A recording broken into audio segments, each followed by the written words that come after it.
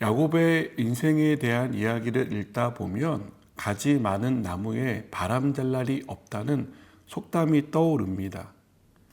야곱 자신도 많은 문제를 겪었지만 자녀들을 통해서도 일어난 많은 문제들이 있었습니다. 디나가 세겜에게 성폭행을 당한 일로 야곱의 두 아들들은 복수를 다짐합니다. 그들은 세겜 사람들과 통혼할 것처럼 속여 세겜 남자들이 할례를 받게 합니다. 그리고 할례로 고통하는 세겜 남자들을 칼로 무자비하게 살해합니다. 디나의 일에 대한 복수라고 하기엔 시므온과 레위가 한 일은 너무나 무자비했습니다. 시므온과 레위는 디나에 대한 복수라는 명분을 내세웠지만 그것은 정당성을 인정받기가 힘들었습니다. 시므온과 레위가 한 일을 보면 그들은 사륙하고 약탈하는데 더 많은 시간과 에너지를 쓰고 있는 것으로 보이기 때문입니다. 복수는 복수를 낳는 법입니다. 스스로 정의를 구현하겠다는 생각은 더 큰 위험을 가져오는 것을 오늘 말씀은 우리에게 보여줍니다. 시므온과 레위가 한 일은 정의롭지 못했습니다. 하나님의 공의를 실행한 것도 아닙니다. 그들은 큰 범죄를 저질렀고 가족 전체를 위험에 빠뜨렸습니다.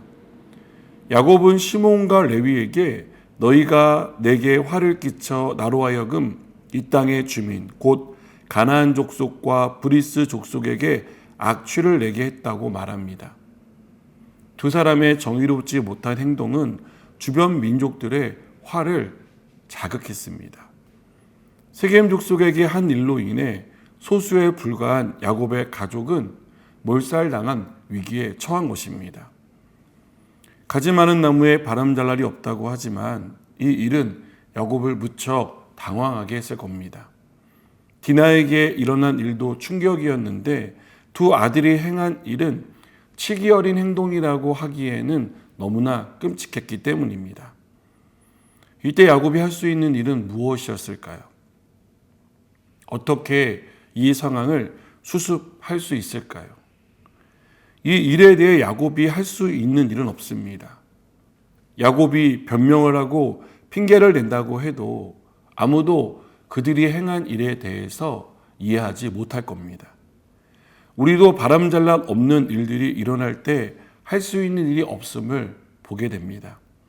아무리 애를 쓰고 용을 써도 돌이킬 수 없는 일이 터진 이상 어떻게 수습할 방법을 찾지 못합니다. 시므온과 레위가 행한 악한 일에 대해 할 수 있는 일은 대가를 지불하는 것뿐입니다. 주변 민족들에게 따가운 눈총을 받고 정의 구현의 대상이 되는 것 밖에는 할 수 있는 일이 없어 보입니다. 상황이 이 지경에 되었는데도 시므온과 레위는 심각함을 깨닫지 못했습니다. 그래서 책망하는 아버지에게 그가 우리 누이를 창녀같이 대우함이 옳으냐라고 항변합니다. 자신들이 한 일이 잘못이 아니라고 생각했던 것입니다.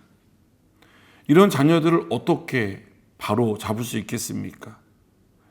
우리는 이런 상황 속에서 부모로서 잘못된 일을 바로잡아야 할 사람으로서 무엇을 해야 할까요? 내일 조금 더 자세히 다루겠지만 이런 상황 속에서 하나님을 찾는 것 밖에는 방법이 없습니다. 우리의 문제를 가지고 하나님을 찾아야 합니다. 그것밖에는 이 상황을 수습할 방법이 없고 어긋나는 자녀를 바로잡을 수 있는 수가 없습니다. 바람잘날 없는 인생이지만 그 인생 가운데 그래도 감사한 것은 하나님이 계시다는 겁니다. 흔들리는 가지를 붙잡아 주시고 부러지지 않도록 우리를 이끌어 주실 하나님이 있다는 사실을 우리가 잊지 않았으면 좋겠습니다. 그래서 하나님을 찾고 하나님께 나아가는 우리 모두가 되기를 축복합니다. 기도하시겠습니다. 하나님 아버지, 어떠한 상황에서도 우리는 크게 흔들립니다. 그러나 주님, 그때 우리를 붙드시는 하나님을 기억하고 하나님을 찾고 만나는 인생이 되게 해 주시옵소서. 예수님의 이름으로 기도드립니다. 아멘.